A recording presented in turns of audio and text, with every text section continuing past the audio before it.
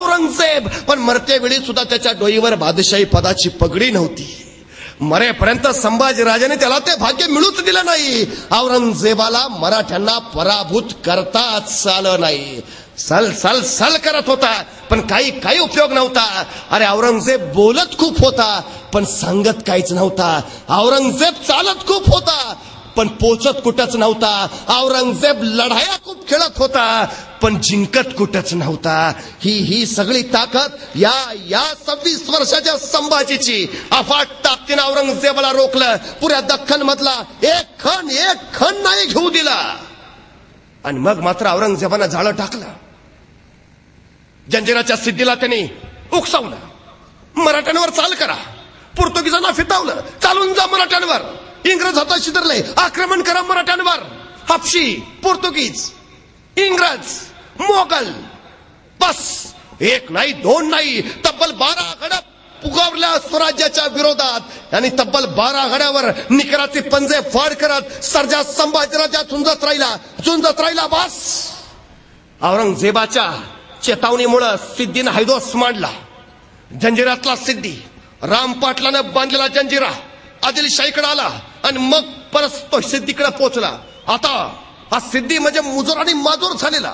अरे जंजिराला बेलाग संरक्षण दर्याचं पोहोचणं कठीण. तिथं शिवाजी महाराजांनी काही वेळा प्रयत्न केला. जिथं शिवराय तिथं विजय, पण जंजिरा त्याला अपवाद ठरला. जंजिरा जिंकता आला नाही, कारण त्याच्या भोवती असलेली रोह्याची खाडी, दलदलीचा प्रदेश आणि समुद्राचं बेलाग संरक्षण. जंजिरा जिंकणं सोपं नव्हतं. हे हापशी सिद्धी जंजिरातनं बाहेर पडायचे. काठावरच्या गावातल्या बायका पाठवायचे. त्यांना समुद्रात भर तारवावर आबरू लुटात सोडायचे. आक्रोश किंकाळ तिथं वाऱ्यावर भिजायच्या. माणसांना पकडायचे, त्यांचे नाक कान कापायचे. रक्ताळायचा दर्या. अरे किती बायका पाठवल्या असतील, किती माणसं कापले असतील, किती आकांत मांडलाय. ही माणसं एके दिवशी आली संभाजीकडं. राज ह्यो सिद्धी माती करतोया पार. बाया बापड्या पळवतोया, भोगतोया, लुटतोया, माणसं पाठवतोया आणि कडाडला छावा. आमच्याच मातीतून आमचीच माती. त्या सिद्धीची एकदा माती केलीच पाहिजे. खेळू जंजिरावर रक्ताचे रंगपंचमी. आणि निघाला सर्जा, निघाला जंजिरावर. पण लढाया बुद्धीनं जिंकणारा संभाजी दंडराजपुरीला आले. दंडराजपुरी ताब्यात घेतली. पण त्याच वेळी बघितलं जंजिरा बाहेरून जिंकता येणार नाही. जंजिरा घ्यायचा असेल तर त्याच्या पोटात हात आत घालूनच कोतळा बाहेर काढला पाहिजे. आणि संभाजींची विलक्षण बुद्धी, विलक्षण चाल खेळू लागली. आणि त्याने बोलावलं कोंडाचे फरसान. तेच थर्रा स्वामिनिष्ठ, तलवारीच्या डावा इतकाच गनिमी काव्यातही माहीर असलेला. आणि संभाजीराजाने त्याच्या कानात आपला डाव सांगितला. आणि कोंडाजी आपल्या काही सोबत्यांचा निघाला सरळाला जंजिरावर. सिद्धी खैरात सिद्धी कासम खाना पुढं सांगू लागला, हुजूर आपली चाकरी करावी म्हणतो. कहा से आए? संभाजी राजा के पास है. अरे मराठे तर फुटत नाहीत, मरतील पण फुटत नाहीत. तू कसा आला? हुजूर तुमच्या तावडीतनं संभाजी राजे वाचणार आहेत का? त्या संभाजी राजांच्या बरोबर मरण्यापेक्षा तुमच्या बरोबर जगलेलं काय वाईट, म्हणून आलो हुजूर, द्या चाकरी. आणि सिद्धी खैरत खानानं त्याला चाकरी दिली. कोंडाजीनं तिथली बटकी सुद्धा खरेदी केली. संसार थाटला आणि कुटुंब कबिल्यासह सिद्धीची सेवा करू लागला. पण उरात सल वेगळाच होता, काळजा डाव वेगळाच. आपल्या धन्यानं दिलेला डाव, आपल्या धिनानं दिलेला शब्दबास. कोंडाजीची नजर जंजिरावर भिरभिरू लागली. संभाजीराजांचा आदेश होता त्याच्या पोटात हात घालूनच कोतळा बाहेर काढायचा. आणि कोंडाजीचा हात जंजिराच्या पोटात फिरवू लागला. डाव असा की जंजिरावर असणारी दारू गोळ्याची कोठारच उडवून द्यायची. बस असा धमाका की जंजिरा डचमळला पाहिजे दर्यात, विसर्जितच झाला पाहिजे दर्यात जंजिरा. आणि कोंडाजीनं दारू गोळ्याची कोठार हेरली. सगळ्या सोबत त्यांना डाव समजून सांगितला. दिवस ठरला.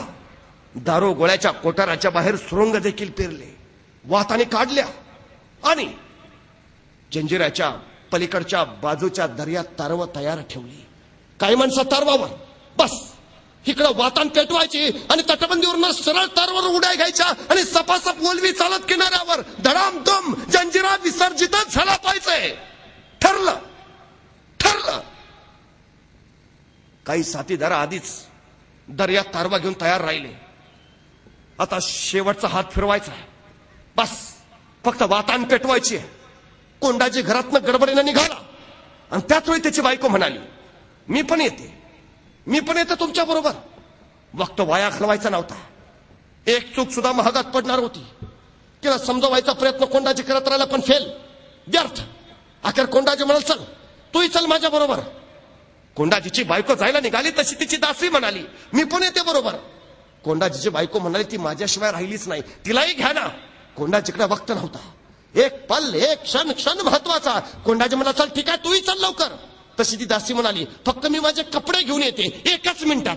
आणि ती दासी जी कपडे घ्यायला म्हणून गेली ती येताना सिद्धीलाच बरोबर घेऊन आली. कोंडाजीचे हात दारू गोळ्याच्या कोटाराला लागण्याआधीच कलम केले गेले.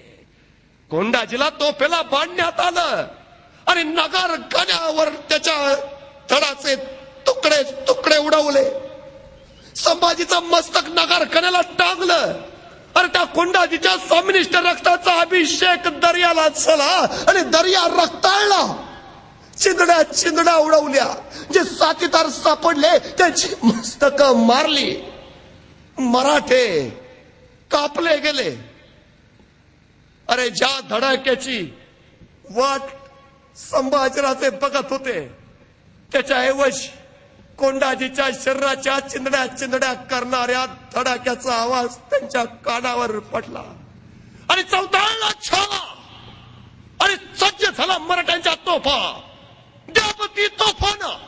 आणि बघता बघता मराठ्यांच्या तोफातनं गोळे सुटू लागले. धडाधड दुडुम दम दम. बस जंजिरा पाण्यात डचमळू लागला आणि नगारखाना पडला. सिद्धीचे सगळे महाल आडवे झाले. मराठ्यांचा एक तोफेचा गोळा बलाढ्य. जंजिरा फार उद्ध्वस्त होत गेला. सिद्धी खैरत खान, सिद्धी कासम खान जो मुठीत घेऊन पळायला लागले. या संभाजी पुढं, या रौद्रा पुढं टिकणं मुश्किल. तो सिद्धी खैरत खान एका टेकडी मागे लपून बसला आणि अचानक गोळा आला नजदीक. बस काळजाचं पाणी झालं. कळून चुकलं. हा संभाजी आता सोडत नाही. पण जंजिरा ताब्यात आता यायलाच निघाला. पण ऐन वेळी दर्या सिद्धीच्या मदतीला आला. समुद्राला भरती आली. मराठ्यांना मागं सरावं लागलं. पण थांबतील ते संभाजीराजे कसले. अरे मराठ्यांचा जन्म विजांच्या कडकडाटात आणि तोफांच्या गडगडाटातच झालाय. आगीशी खेळणारी माणसं आम्ही पाण्याला भिवून पाळणार नाही. संभाजी आगीशी खेळणारा पाण्याला कुठला घाबरतो. त्याचवेळी विलक्षण युद्धी डोक्यात निघाली जी रामायणामध्ये प्रभू श्री रामांना सुचलेली. या दर्यालाच व्यसन घातली तर आणि अंमल चालू झाला. दर्यातच पूल बांधायचा. कापसाच्या गाठी, लाकडाचे उंडके, भले मोठे दगड समुद्रात टाकले जाऊ लागले आणि बघता बघता सेतू तयार व्हायला लागला. पण समुद्राच्या लाटा सेतू बांधू देईनात. लाकडाच्या उंडक्या किनाऱ्यावर टाकू लागल्या. कापसाच्या गाठी बाहेर फेकू लागल्या. पण थांबता येते संभाजीराजे कसले मोठ्या चिवटपणे काम चालू ठेवलं. कधी जंजिऱ्यावर गेला ना तर संभाजीराजांनी समुद्रात बांधलेला तो पूल अजूनही दिसतो अजूनही. दर्या बांधू देईना पण संभाजी हटायला तयार नव्हते. सिद्धी खैरत खान, सिद्धी कासम खान बस पुरते उलटे पलते झालेले. आता संभाजी सोडत नाहीत आणि जंजिरा आता जवळ हातात आलाच. मराठ्यांच्या तोफात राग ओकत होत्याच. लांडा कासम, कलाल बागडी या सिद्धीच्या तोफांनी कधीच माना टाकलेल्या मराठ्यांच्या तोफांची धग त्यांना सोसली नाही. आता जंजिरा हातात येणारच. पण त्याच वेळी औरंगजेबानं झहरी चाल केली. कल्याणला हसन अली खान पाठवला आणि वार्ता संभाजीला मिळाली. कल्याणावर हसन अली खान चालून आलाय आणि संभाजींच्या काळचा ठोका चुकला. कल्याण म्हणजे स्वराज्य. जंजिरा घ्यायच्या नादात स्वराज औरंगजेबाच्या घशात जायला नको. संभाजीराजांनी सरळ वेडा दादाजी पंत विसाजी पंतांवर सोपवला आणि संभाजीराजे कल्याणकडे चालते झाले आणि बघता कल्याणला पोहोचले. हसन खानाला तुडावला आणि कल्याणवर पुन्हा भगवा फडकला. पण